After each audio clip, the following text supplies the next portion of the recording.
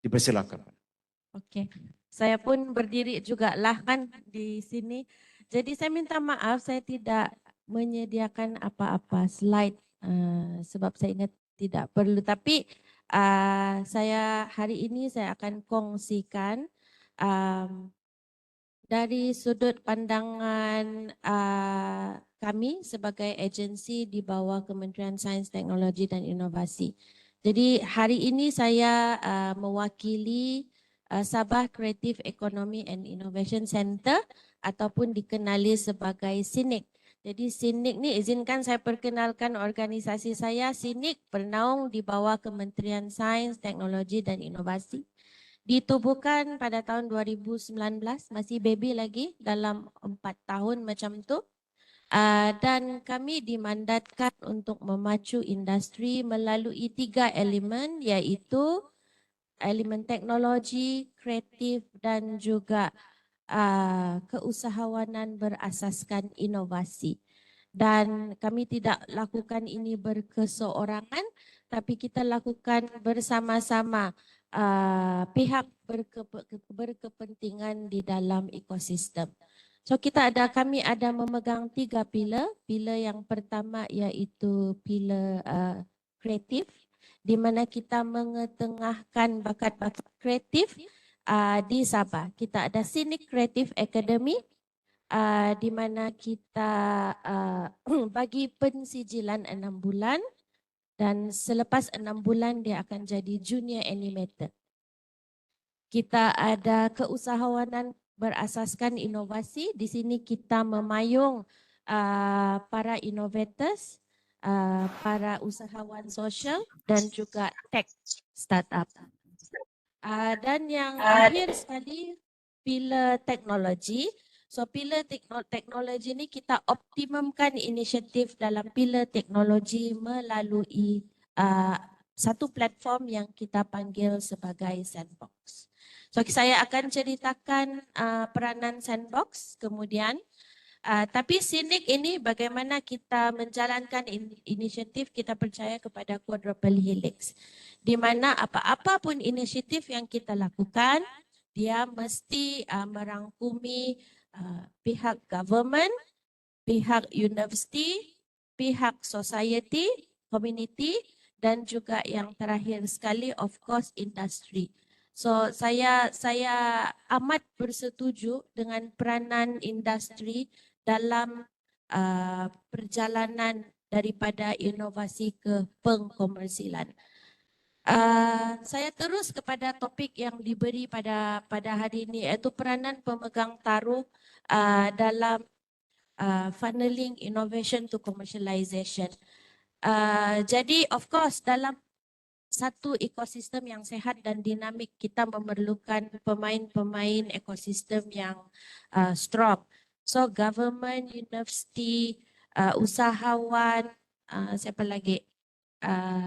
Industri dan sebagainya.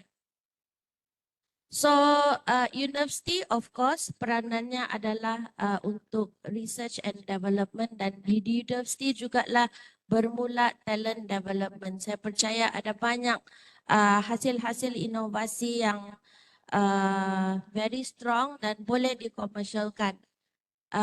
Government pula fungsinya yang paling penting adalah untuk merangka dasar dan framework. Dan yang paling penting sekali adalah DUIT lah bahkan duit, pembiayaan. Jadi penyelidikan ini perlu dibiayai. Dan proses inovasi to commercialization juga perlu dibiayai. Jadi saya juga mewakili kementerian pada hari ini di Kementerian Sains, Teknologi dan Inovasi. Kita ada satu inisiatif yang kita panggil sebagai Sandbox. Jadi Sandbox ini terletak di Wisma Bandaraya tingkat 12 dan Sandbox ini ada 4 ekosistem partner di platform Sandbox ini, yaitu SINIC sebagai program provider, kita ada Sabanet, Kinabalu Coders dan juga diselia oleh National Technology Innovation Sandbox. So SINIC sebagai program provider tahun ini kita memang fokus kepada pengkomersialan sama ada produk ataupun apa-apa inovasi lah melalui 2 program. So program yang pertama kita panggil sebagai Innovation for Impact. Program yang kedua kita panggil sebagai Technology Commercialization Associate. Untuk Innovation for Impact Program, ini adalah batch yang pertama, kita ada 12 peserta. So apa yang diorang buat melalui program Innovation for Impact ini? Dia bermula daripada idea. So adik-adik yang mungkin ada idea dan kamu mau komersialkan idea kamu ni, kamu boleh ikut Innovation for Impact. So dalam Innovation for Impact, kita pastikan idea itu dia akan sampai TRL 3. TRL, Technology Readiness Level. Satu lagi yang kita akan assess adalah CRL, Commercialization Readiness Level. So ada 2 yang kita assess, TRL dan CRL. So untuk program pertama Innovation for Impact, kita pastikan dia mencapai TRL 3. Apabila dia mencapai TRL 3, idea kamu ni sudah berkembang dan sebagainya. TRL 3, kita akan assist kamu untuk apply funding. Funding untuk TRL 3 supaya dia berkembang melebihi TRL 3. Ya.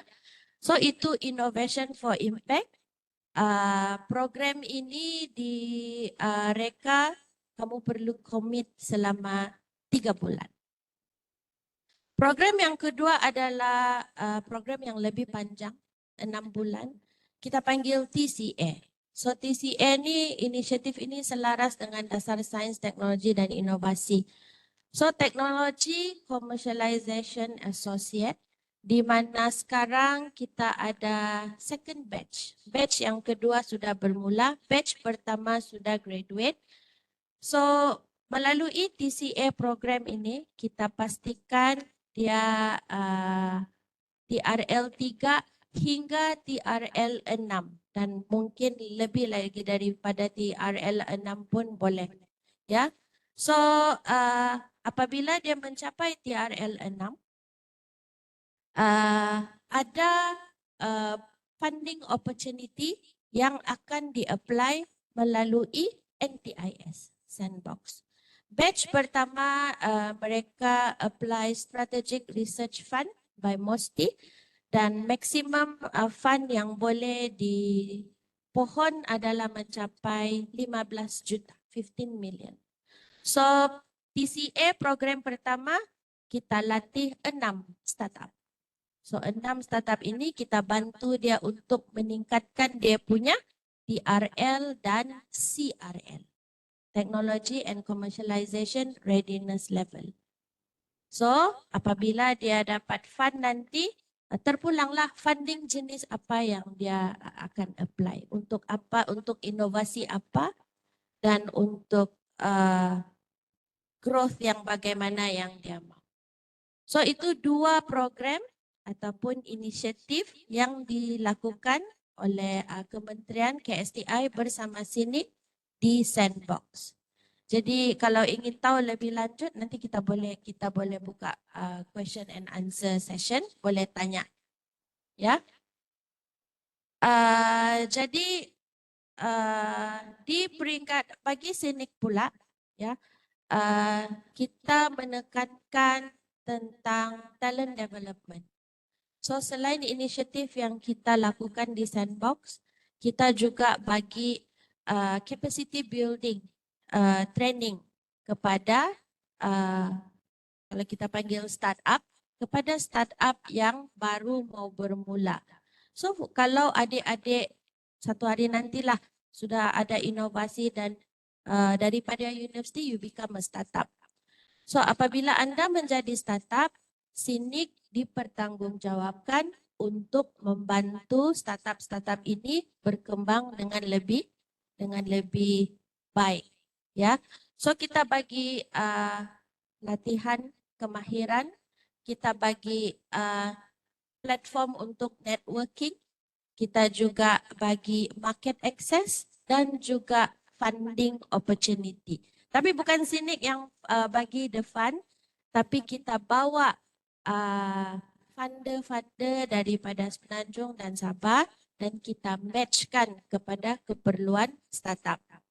So ada banyak sebenarnya funding opportunities yang kita boleh apply. Contohnya daripada Cradle Fund Sdn Bhd melalui grant CIP Spark ataupun CIP Sprint. Kalau anda usahawan sosial, anda juga dikira sebagai startup, kamu boleh apply grant daripada Yayasan Hasanah contohnya. So ada banyak ruang-ruang pembiayaan bergantung kepada your stage of startup dan SINIC boleh bantu adik-adik startup untuk bermula ataupun untuk your startup growth. Ya, jadi itu adalah inisiatif-inisiatif yang ada di bawah Sabah Creative Economy and Innovation Center. Ya, so saya rasa mungkin dari saya itu saja. Kita lebihkan masa untuk question and answer lah. Okay, thank you.